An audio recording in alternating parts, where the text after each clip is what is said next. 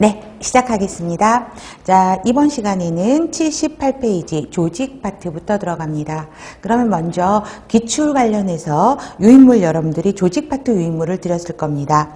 자, 조직 파트에서 기출 문제 분석을 좀 해보자 그러면 여러분들 조직화의 원리가 우리 5가지 있죠. 그런데 이 조직화의 원리 합쳐보세요. 그러면 전체적인 내용이라고 하면 이 조직화의 원리를 여러 개를 섞어놓고 이제 물어보는 문제들이라고 생각하면 되는데, 자, 이게 보통 조직화의 원리가 18문제죠. 그러면 굉장히 해년마다 문제가 나왔다고 해도 과언이 아닌 거죠. 그래서 그만큼 빈도수가 높아서, 자, 이 조직화의 원리는 돌아가면서 꼭 나오는 거기 때문에 꼼꼼하게 세분적으로 정리를 하실 필요가 있고요.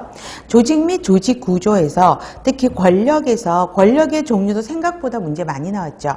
그렇기 때문에 권력의 종류는 사실은 정의를 좀 기억하시면 되고요. 특히 권력과 관련해서 합법적인 권력, 그걸 권한이라고 이야기한다 그랬죠. 그래서 권한과 권한 이익 문제가 10문제로 생각보다 빈도수가 높다라는 거 아실 수 있을 겁니다. 그래서 제가 기본 수업 시간에도 권한이임에 미치는 영향을 미치는 요인들, 권한이임의 장단점 많이 외워야 될 부분입니다라고 수업을 했던 내용이 생각이 나실 겁니다. 그만큼 꼼꼼히 하셔야 되겠고요.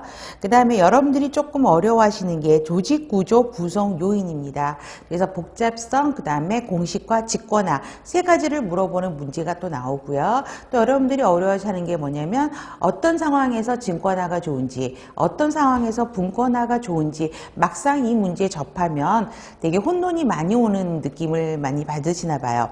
그래서 이쪽에서 빈도가 높다라는 거 보시면 아실 것 같습니다.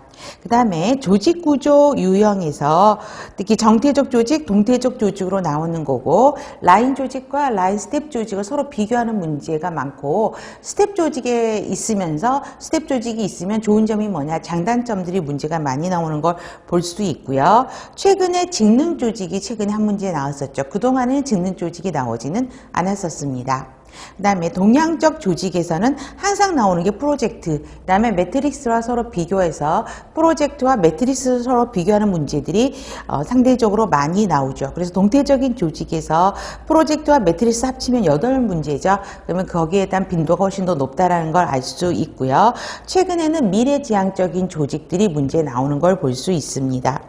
조직 문화는 골고루 문제가 나오는 걸 볼 수 있는데, 그래도 좀 많이 나온다라고 하면 레빈의 조직 변화 단계, 3가지 단계를 거쳐서 조직 변화가 이루어지죠. 이 3가지 단계의 특징을 물어보는 문제가 나오고요. 계획적인 조직 변화를 위한 전략, 그래서 각종의 전략들을 내세우면서 문제가 나오는 것을 볼 수 있습니다. 그래서 나머지는 그냥 흐름으로 보셔도 될 건데, 특히 기출 빈도가 높은 문제는 그만큼 꼼꼼하게 정리를 하실 필요가 있다는 걸 먼저 말씀을 드리고 싶고요. 자, 그러면 78페이지 기출 문제를 보도록 하겠습니다. 자, 1번 볼게요. A병원 간호사는 B병동 10년차 책임 간호사로 병동의 목적 달성을 위해 구성원들에게 영향력을 행사하고 있고 행동 변화를 일으키고 있고, B병동의 목적이 잘